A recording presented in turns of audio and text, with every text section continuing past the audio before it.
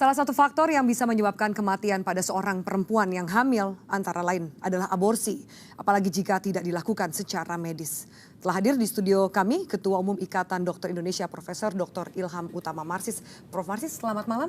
Selamat malam. Dan juga hadir ada Direktur Bina Kesehatan Ibu Dr. Gita Maya Kumarasakti. Ibu Maya, selamat malam. Selamat malam Mbak Afi. Baik, saya akan ke Prof. Marsis terlebih dahulu.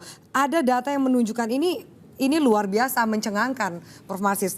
Kasus aborsi meningkat 15% setiap tahunnya dan angka terakhir ini mencapai 2,4 juta per tahun. Apakah ada data yang dimiliki oleh IDI? Baik, saya melihat di sini memang untuk kasus abortion yang di Indonesia itu sekitar 750.000 sampai mencapai 1 juta per tahun. Dilakukan suatu unsafe abortion. 2.500 diantaranya mati berakibat kematian, kurang lebih 11,1%. Hal ini sesuai dengan data WHO yang menyatakan 15-50% kematian ibu disebabkan oleh pengguguran kandungan yang tidak aman. Sebenarnya data-datanya jauh lebih besar. Karena kita ketahui suatu proses aborsi itu adalah satu transaksi tertutup. Kalau dari Kementerian Kesehatan, Ibu Maya, adakah hal yang bisa dilakukan oleh Kementerian Kesehatan mengenai kasus aborsi yang ternyata fenomenanya adalah gunung es, di data di masyarakat mungkin lebih banyak terjadi?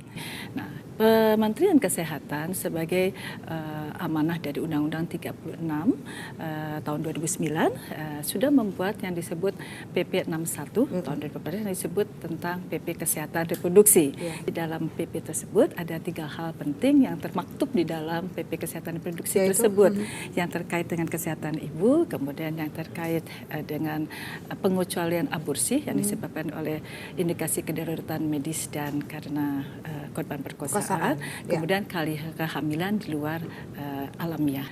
Fenomena aborsi itu bukan hanya tanggung jawab Kementerian Kesehatan, ya, karena pelaku tadi disampaikan adalah banyak di kalangan remaja. Jadi pendidikan kesehatan reproduksi itu menjadi penting, dan pendidikan kesehatan reproduksi itu juga harus bekerja sama juga dengan di institusi-institusi pendidikan.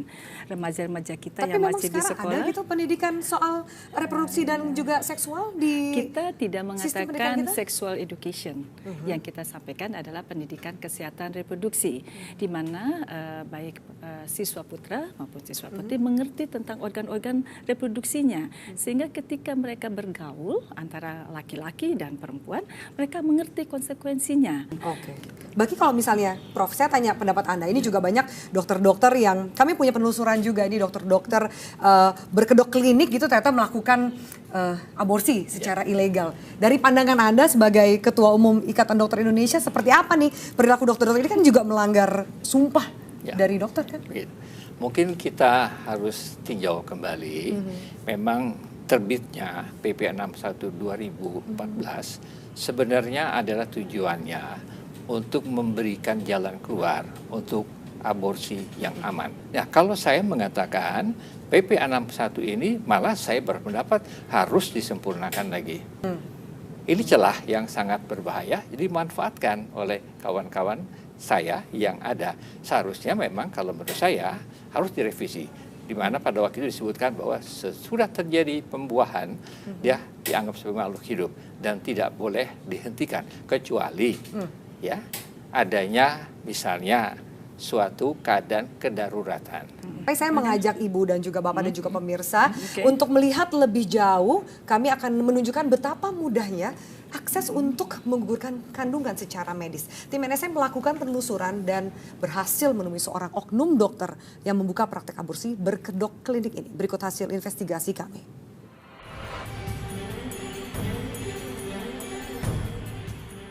Sore itu, saya menuju kawasan Jakarta Pusat untuk mencari lokasi praktek aborsi ilegal. Saya memang tengah mengandung dengan usia kehamilan 2 bulan. Tapi penelusuran saya murni hanya untuk membuktikan betapa menjamurnya keberadaan tempat aborsi berkedok klinik. Saya mencarinya di antara deretan pemukiman ini. saya memasuki salah satu rumah yang tercantum plang nama dokter spesialis. Memasuki rumah, saya disambut bagian administrasi.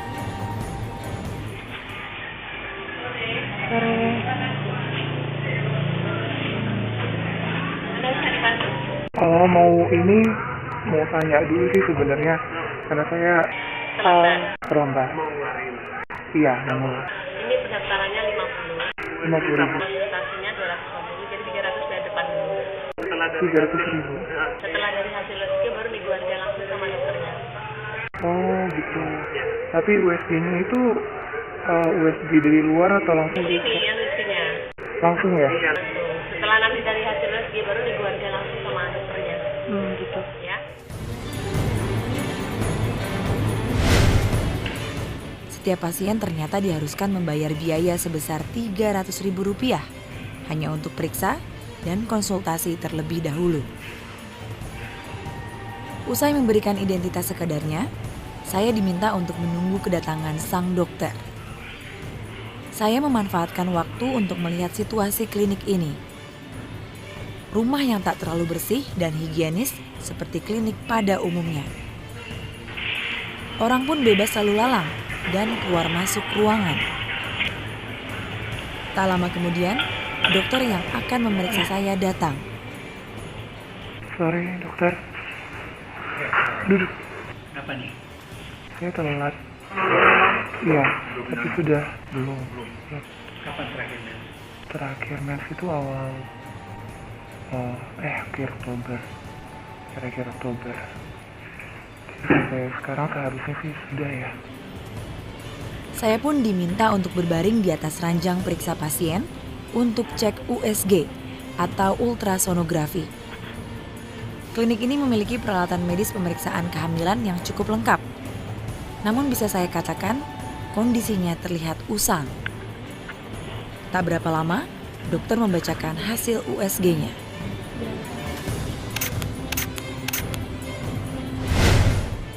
Tanpa banyak pertanyaan, dokter menyarankan saya segera diaborsi sebelum janin membesar. Kenapa? Ya Allah. 8 minggu nih ya.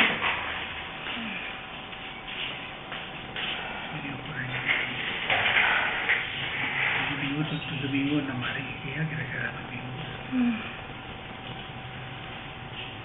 Kalau nggak mau ya sedot caranya.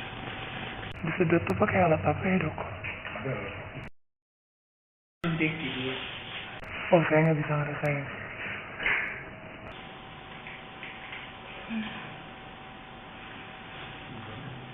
Ya 6 juta.